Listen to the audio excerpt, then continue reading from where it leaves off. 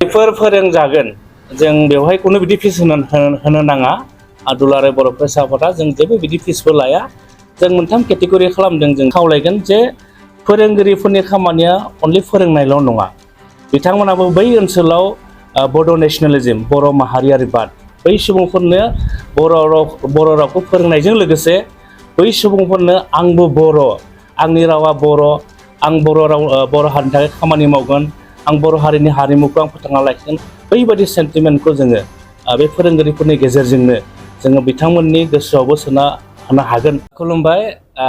दुलाराय बर' फरायसा आफादा मोनसे जों थांखि लादोंमोन आरो बे थांखियानो जाहैबाय आसामनि दाब दाब जायगायाव जायफोर बर' मानसि दङ, नाथाय बिथांमोना माखासे गारनो हायै जाहोननि थाखाय बर' रावखौ रायज्लायनो रोङामोन बिथांमोना। दा बेखौ बै बर'फोरखौ जोङो बर' राव फोरोंनो थाखायनो दुलाराय बर' फरायसा आफादा थांखि लानाय बायदि जोङो आसामनि मोन 10 जिल्लायाव, मोन 10 जिल्लानि मोन 12 सेन्टाराव जोङो बर' राव फोरोंनो थाखाय जों अलरेडि फोरोंगिरि थिसनबाय। गासै मोन 12 सेन्टाराव जोङो सासे मोनसे सेन्टाराव सानै हिसाबै जोङो 32 फोरोंगिरि जों बिथांमोनखौ अलरेडि जोङो एपइन्टमेन्टबो रानबाय आरो बिथांमोनखौ जोङो माबोरै फोरोंनांगौ, बोरै फोरोंनांगौ, बिनि थाखाय जोङो माखासे एक्सपार्टफोरखौ लानानै जों दिनै गुवाहाटियाव थानाय बर' थुनलाइ आफादनि मावख'आव जोङो दिनै साननै जों मावबादा लादों, अरियेन्टेसन प्रग्राम जों लादों आरो बेवहाय जोङो गासै फोरोंगिरिफोरखौ लेंहरदों आरो बेवहाय जों एक्सपार्ट हिसाबै गुवाहाटि मुलुगसोलोंसालिनि प्रफेसर अनिल बर' आरो पान्डा कलेजनि एसिस्टेन्ट प्रफेसर डक्टर प्रनजित नार्जारि आरो तामुलपुर हायार सेकेन्डारिनि मेडाम सासे डक्टर रुपालि स्वर्गियारि आरो दक्षिण गुवाहाटि कलेजनि प्रिन्सिपाल डक्टर सानसुमा खुंगुर बर' आरोबाव जोङो CILL माहेश्वरनि लेक्सारार डक्टर अलिन्द्र ब्रह्म बिथांमोना साननैयाव जोंनि फोरोंगिरिफोरनो माबोरै फोरोंनांगौ, बोरै फोरोंनांगौ, बेनि सोमोन्दै बिथांमोना गुवारै जोंनो फोरोंनानै होगोन आरो बेखौनो जोङो दिनै दुलाराय बर' फरायसा आफादा गिबि सान महरै जों दिनै बेखेवबाय आरो फोरोंगिरिफोरखौ बेनि सोमोन्दै गुवारै जोंनि एक्सपार्टफ्रा, जोंनि जिफोर माबा दङ रिसर्स पार्सन, बिथांमोना फोरोंगासिनो दङ। आरो सानो जों दुलाराय बर' फरायसा आफादा बैफोर ओनसोलनि बर'फ्राबो बर' राव रोंनायनि उनाव आंबो बर', जोंबो बर' हिसाबै जि थांना थानायनि मोन्थाय जों बेखौ होनो नागिरदों आरो बै सुबुंफ्राबो गावनि राव थुनलाइ आरो जोंनि हारिमुखौ लांनानै बर' हिसाबै थांना थानायनि जि मोन्थाय बेखौ दुलाराय बर' फरायसा आफादा जोङो मोनसे नाजादों आरो जों सानो बै ओनसोलाव जायफोर बर' दङ बिथांमोनाबो गोसो मोदोम सोलेर होनानै दुलाराय बर' फरायसा आफादनि जि गिदिर थांखि बेवहाय मदद होगोन होननानै जोङो मोनसे फोथायनाय दङ। जोङो अलरेडि मोनसे कमिटि दाबाय, बेवहाय जायफोर जिल्ला आफाद दङ आरो जायफोर दखर आफाद दङ आरो जाय जायगायाव जोंनि मिरु सेन्टारफोरखौ जोङो गायसननाय जादों बै ओनसोलनि जों गार्जेन्सफोरखौ लानानै जों मोनसे कअर्डिनेसन कमिटि दादों आरो बे कमिटियानो कअर्डिनेट खालामनानै 6 मान्थनि जोंनि जि प्रग्राम बेखौ मोजाङै जाफुंसारनायाव बै कमिटिया मोजां साखाफारा जानानै बिथांमोना मोजां सानलायलायनानै खामानिखौ मावगोन आरो बेनि थाखायनो जों कमिटिखौ दादों आरो बे कमिटिया सेन्ट्रेल एबसुजों मोनसे कअर्डिनेट खालामनानै जों बेखौ 6 मान्थनि गेजेराव जों बे सेन्टारखौ जाफुंसार खालामनानै बै बर'फोरखौ बर' राव रायज्लायनायनि जि मोनसे बिथांमोननो जों सोलोंथाइ होनो नागिरदों बेखौ जों जाफुंसारनो थाखाय जों खामानि मावगोन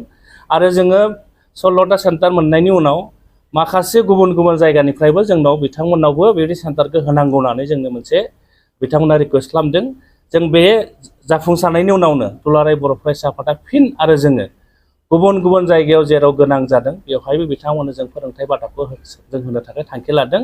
आरो वेस्ट बेंगलावबो जों 3.5 लाखसो बर' दङ।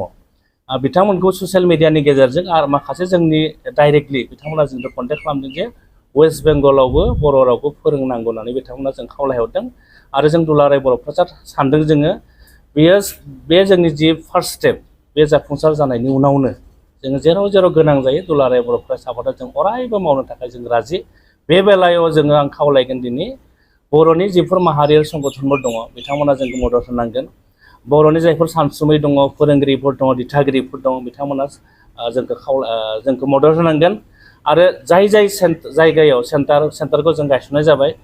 बै जायगानि जायफोर सोलोंनो गोसो बिथांमोनखौबो लैहोर फैनानै जोंनि जे मोनसे मिशन जोंनि मावथांखि बेवहाय बिथांमोनखौ मदद होनानै जोंनि थांखि आरो नोजोरखौ जाफुंनो थाखाय आं बिथांमोनखौ गुरै खावलायहरबाय। जायफोरखौ जोङो फोरोंगिरि महरै सायख'दों बिथांमोना गासिबो बर'आव MA बिथांमोना मास्टार डिग्रि खालामनाय आरो बिथांमोननो जोङो दानफायाव दुलाराय बर' फरायसा आफादनिफ्राय सासे फोरोंगिरिनो 10,000 राङै जोङो होनो थाखाय जों थांखि खालामदों आरो बिथांमोना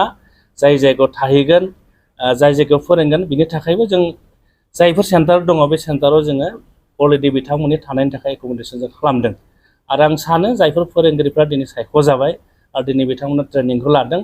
बै फोरोंगिरिफोरखौ आं खावलायगोन जे फोरोंगिरिफोरनि खामानिया अनलि फोरोंनायल' नङा बिथांमोनाबो बै ओनसोलाव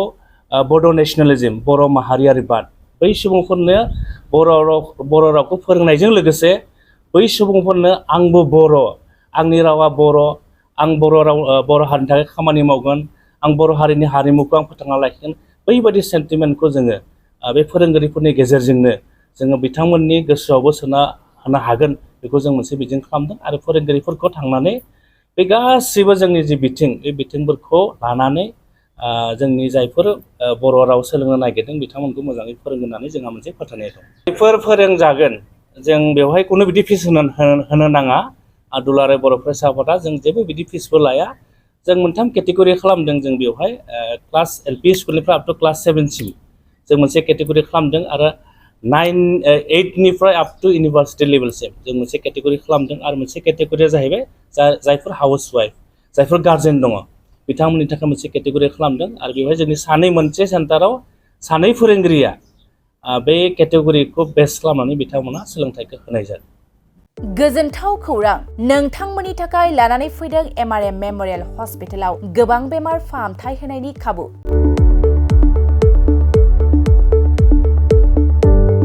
बेमारि सुबुंफोरनि थाखाय गोजोनथाव खौरां MRM मेम'रियेल हस्पिटालाव मोजां रोंगौथि गोनां डक्टरफोरजों बेमारि सुबुंफ्रा मोजां फाहामथाय लानो हानाय सुबिदाखौ लानानै फैबाय MRM मेम'रियेल हस्पिटाला